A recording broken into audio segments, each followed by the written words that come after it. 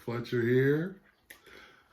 You know, it's many different kinds of guitar players, and I like to, stay with the blues, because I consider myself a blues guitar player, and there are many different kinds of blues guitar players, and blues influenced guitar players. It's some who, play with the style of more, trying to modernize it, or maybe, combine other elements, rock elements, or, jazz elements or whatever to their blues playing.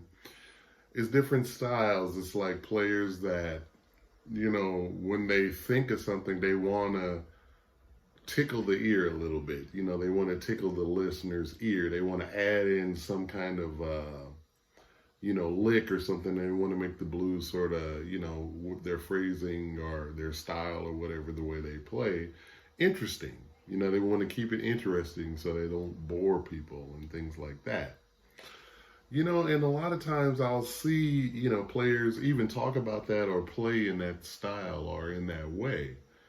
And to me, that it's a crazy subject, because, I think melody always wins, and sticking with one theme, for a while and tell a story and kind of stick with that story is very important. And, some things that I really like to change up in my playing are like the way I play vibrato, and really try and have a good command over the vibrato. Really be able to make the string sing, the way you want it to, little vibrato, a lot of vibrato, heavy up and down, or, have that real control over the vibrato.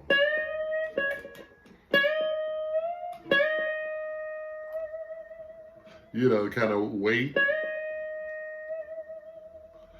things like that, because that really, like the voice, those are the things that we really latch on to subliminally, I think, And I think that those are the things that sometimes are missing in a lot of guitar players, style or whatever is their vibrato. They don't necessarily have to have a vibrato like mine or whatever, but I think it's something that you should definitely think about is your vibrato, your phrasing, sticking with a theme, melodic, and all of those kind of things, like that. Because it's great to play something, that, perks up the ears or maybe puts a spin on it or whatever like that. But I think it's more effective to be melodic, as a base, and then you can go from there, and being melodic and telling a story. Like, take, for instance, something like,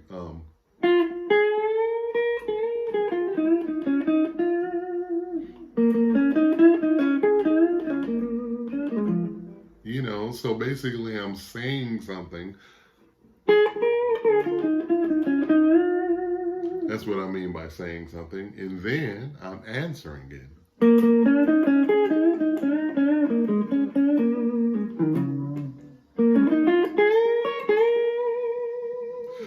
We all love the inflections of great singers, and I feel that the guitar is a really cool instrument because you can, have the vibrato and phrase like a singer or a horn player or something like that, and then you can accompany yourself too, Saxophone or, vocalist can't do that unless you're Michael Brecker or got some kind of weird technique going on or something like that.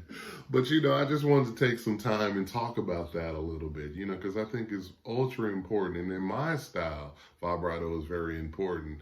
Other guitar players can get it across another way. They might slide notes or do different things to add emotion, but my way is just to play more vibrato and really try and hone in on that vibrato and bending notes. Just try and get it to sing like, And a lot of times it's just breaking things down. You know, you want to try and know so many different things and you get bored and all these things. But I'm telling you that, you know, if you just take your time and you just learn about phrasing, you know.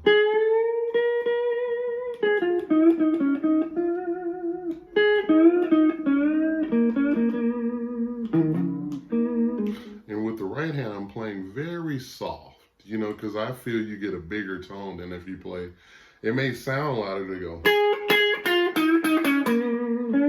You know, it kind of, to me, it doesn't sound as big. It might be a little louder, but, you know.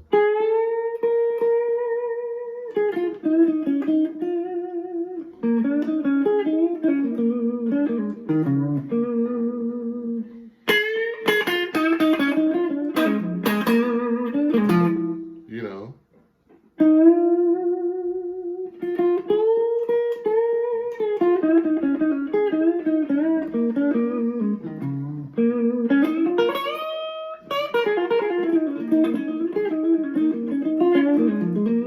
You know, I'm still staying in this one box position, you know, and I can play a lot of different phrases, you know, backwards and forwards and upside, downside, whatever way, you know.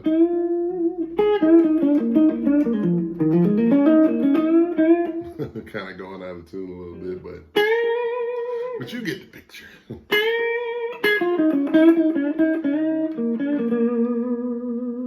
You know.